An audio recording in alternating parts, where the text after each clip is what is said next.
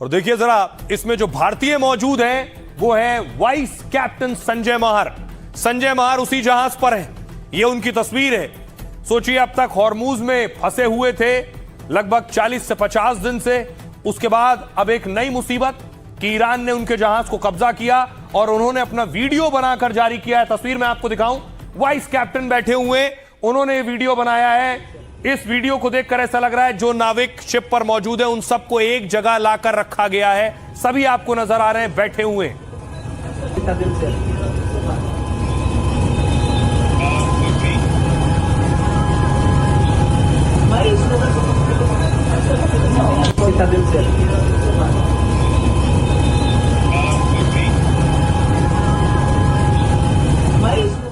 अब देखिए जरा, ईरान ने जहाज पर कब्जा तो किया लेकिन उसमें भारतीय भी। कौन सा है जहाज है? कुछ इस तरह से जो तस्वीर देख रहे हैं, बोट के जरिए आए और जहाज पर चढ़े और कब्जाया। अमेरिका और ईरान जंग की आंच भारतीयों तक पहुंच गई क्योंकि ईरान ने हॉर्मूज स्ट्रेट में जिन 3 जहाजों पर हमला किया इस तरह से, उनमें से 2 जहाजों को ईरान की आईआरजीसी फोर्स ने कब्जा किया था। आईआरजीसी कमांडो इन जहाजों को ईरान के तट की ओर ले गए और चिंता यह है कि इन 2 जहाजों में 22 भारतीय सवार हैं। सरकार के मुताबिक यूफोरिया जहाज पर 21 भारतीय सवार हैं। साथ ही जबकि एक दूसरे जहाज पर एक भारतीय नाविक सवार है जो राजस्थान के श्रीगंगानगर जिले के सद्भावना नगर का रहने वाला है। 38 साल के मर्चेंट नेवी के वाइस कैप्टन संजय महार भी इसमें फंस गए। वाइस कैप्टन ने जहाज के भीतर का वीडियो शेयर किया जो मैंने आपको दिखाया और कहा कि हमारे जहाज पर ईरान की सेना ने फायरिंग की है। इसके बाद हम सभी अंदर आ गए और हम कुल 21 क्रू मेंबर हैं जो भारत समेत फिलीपींस, यूक्रेन और श्रीलंका के नागरिक हैं। ईरान के हमले के बाद सभी लोगों में दहशत का माहौल है। इस वक्त हालात को देखते हुए केंद्र सरकार एक्शन मोड में आ गई है। आपको बताऊं, शिपिंग मंत्रालय के अतिरिक्त सचिव मुकेश मंगल ने कहा है इस मामले में कि हॉर्मूज के इलाके में फंसे सभी भारतीय नाविक सुरक्षित हैं। उनका कहना है भारत आ रहे जहाज पर हमला हुआ लेकिन कोई घायल नहीं हुआ। इसमें रिपोर्ट के मुताबिक हॉर्मूज में भारत के 14 जहाज अभी फंसे हैं। सरकार सभी जहाजों को सुरक्षित निकालने के लिए मिशन में लगी हुई है, कैसे इन्हें निकाला जाए। आइए अब आपको सुनवाता हूं, सुनिए जरा। एडिशनल सेक्रेटरी हैं मुकेश मंगल, वो क्या कह रहे हैं। विदेशी ध्वज वाले 3 जहाजों पर गोलीबारी की कुछ घटनाएं हुई हैं। हम उन जहाजों पर तैनात भारतीय नाविकों की सुरक्षा को लेकर चिंतित हैं। कोई भी भारतीय नाविक घायल नहीं हुआ है।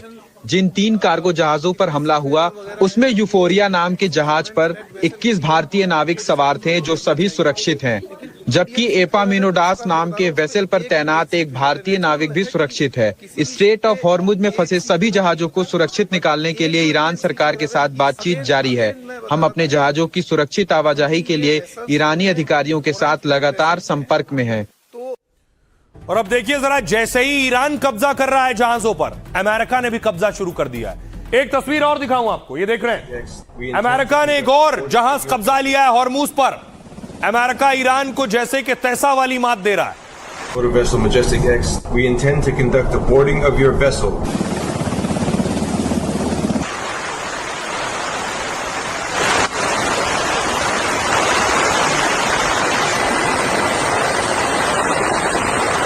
Motor vessel Majestic X, we intend to देख रहे हैं, हम आपके जहाज पर conduct चढ़कर निरीक्षण करने का इरादा रखते हैं। अमेरिका ने वार्निंग दी, फिर अमेरिका का हेलीकॉप्टर उड़ा है, जहाज पर पहुंचा है और उसके बाद देखिए अमेरिकी सैनिक उतरे उस जहाज पर।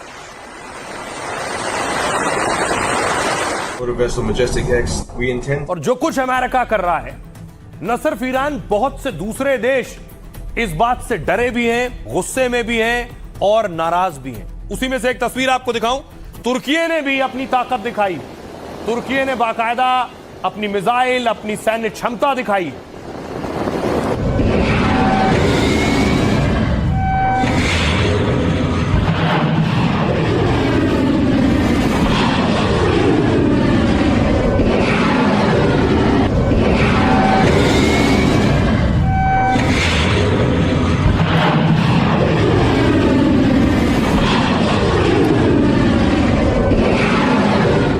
तुर्की अपनी ताकत दिखा रहा है तो दूसरी तरफ देखिए ईरान में लोग सड़कों पर उतरे हैं और मिसाइल बटन दबाया है लोगों ने।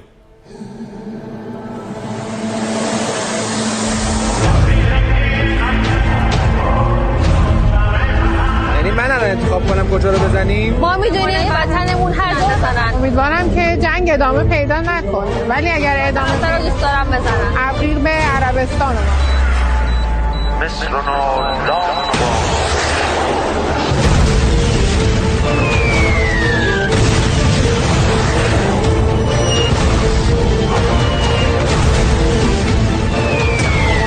और ईरान क्या कर रहा है?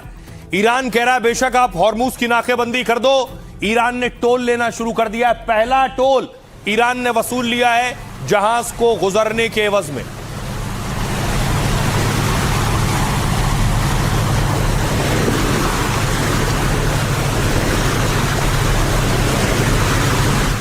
अब देखिए जरा किस तरह से ईरान की कमाई बम्पर शुरू हो गई है। ईरान को उम्मीद है कि इससे उसकी अर्थव्यवस्था बेहतर होगी। ट्रंप धमकियां देते रहे और ईरान ने वसूली चालू कर दी है। दावा है कि हॉर्मुज स्ट्रेट में ईरान ने पहला टोल वसूला है और उसकी बम्पर कमाई ईरान के बैंक खाते में जमा हो गई है। यह ऐलान खुद ईरानी संसद के डिप्टी स्पीकर ने कर दिया है। हाजी बबाई ने बताया है कि ईरान के सेंट्रल बैंक को हॉर्मुज स्ट्रेट टोल सिस्टम से पहली बार रेवेन्यू मिला है। साथ ही वैसे तो कितनी कमाई हुई है ये आधिकारिक रूप से नहीं पता चल पाया है, लेकिन कहा यह जा रहा है कि हर जहाज से 18 करोड़ रुपए वसूले जाएंगे। चीन के सरकारी मीडिया शिन्हुआ न्यूज के मुताबिक हॉर्मुज स्ट्रेट एक तेहरान टोल बूथ में बदल गया है, साथ ही जिससे सालाना 70 से 80 अरब डॉलर की कमाई का अनुमान है। इसका मतलब है ईरान साल भर में 6.5 लाख करोड़ रुपया कमा सकता है, जिससे ईरान की अर्थव्यवस्था में भारी मात्रा में पैसा आएगा, इजाफा होगा। मार्च 2026 में ईरान ने तेल से रोज करीब 1300 करोड़ रुपए कमाए, जबकि टोल वसूली से वो 1800 करोड़ रोज कमा सकता है। ईरान अगर सभी जहाजों से ऐसे ही टोल वसूलना शुरू कर देता है, जो भी जहाज गुजरेगा, तो कच्चे तेल की कीमतों में भारी इजाफा हो सकता है, जिसका असर आखिरकार जनता पर महंगाई के रूप में पड़ेगा। अगर ईरान हर तेल टैंकर से करीब 18 करोड़ रुपए वसूलेगा तो कच्चा तेल प्रति बैरल $1 तक महंगा हो सकता है। ईरान के राष्ट्रपति ने भी और अमेरिका के राष्ट्रपति ट्रंप ने वैसे दुश्मन की छोटी नावों को खत्म करने के आदेश दे दिए गए हैं। सुनिए जरा ईरानी कमांडर क्या कह रहे हैं। वो कहते हैं कि उन्होंने ईरानी नौसेना को नष्ट कर दिया है, लेकिन यह नौसेना आज भी मजबूत और प्रभावशाली है। दुश्मन इस नौसेना से करीब 300 किलोमीटर की दूरी बनाए रखने को मजबूर है। उन्होंने सैन्य आक्रामकता से अपने लक्ष्य हासिल नहीं किए और न ही वे धमकियों से उन्हें हासिल कर पाएंगे। आगे बढ़ने का एकमात्र रास्ता ईरानी राष्ट्र के अधिकारों को मान्यता देना है। ईरान को साफ तौर पर नजर आया कि उसके दो बहुत बड़े लीवरेज है, जो चाइना, रूस और यूरोपियन यूनियन से भी ज्यादा महत्वपूर्ण है। वो है एक तो स्ट्रेट ऑफ हॉर्मुज। वो स्ट्रेट ऑफ हॉर्मुज को वेपनाइज कर रहे हैं। साफ तौर पे जानता है कि अगर वो स्ट्रेट ऑफ हॉर्मुज को वेपनाइज करे, एक तो उसको बहुत बड़े पैमाने पर उसका फायदा होगा in terms of revenue. $80 billion वो सालाना कमा सकता है, जो रिकंस्ट्रक्शन ही काम आएगा। दूसरा, उसका दबदबा मिडल ईस्ट में GCC कंट्रीज के ऊपर हमेशा ही बना रहेगा। और दूसरा, उसको साफ तौर पर नजर आता है कि जो उसके पास 400 kg से एनरिच्ड यूरेनियम है, वो एक किस्म से उसके लिए बहुत बड़ा हथियार है। वो अमेरिका को तंग करेगा, अमेरिका को पुश करेगा और इनके ऊपर किसी प्रकार से समझौता नहीं करेगा। अब बड़ी बात यह है कि डोनाल्ड ट्रंप कह रहे हैं वो जंग जीत रहे हैं। क्या वाकई वो जंग जीत रहे हैं? और अगर जंग जीत रहे हैं, जंग जीतने के बाद पहला काम क्या किया जाता है? आपके जो अधिकारी इस जंग में शामिल थे, उन्हें पदोन्नति की जाती है, उनको शाबाशी दी जाती है, उनकी पीठ थपथपाई जाती है। लेकिन ट्रंप तो एक एक करके आउट करते जा रहे हैं। ये तस्वीर आप देख रहे हैं, ट्रंप के साथ हैं जॉन फैलन, ये नेवी चीफ हैं। शायद हॉर्मुज को संभालना इनकी जिम्मेदारी रही होगी अमेरिका में, लेकिन ट्रंप ने इनको आउट कर दिया है।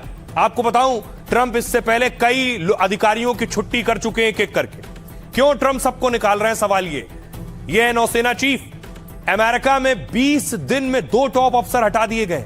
इनमें नया नाम है नौसेना सचिव जॉन फैलन का, जो अमेरिकी नौसेना के सर्वोच्च नागरिक प्रमुख थे।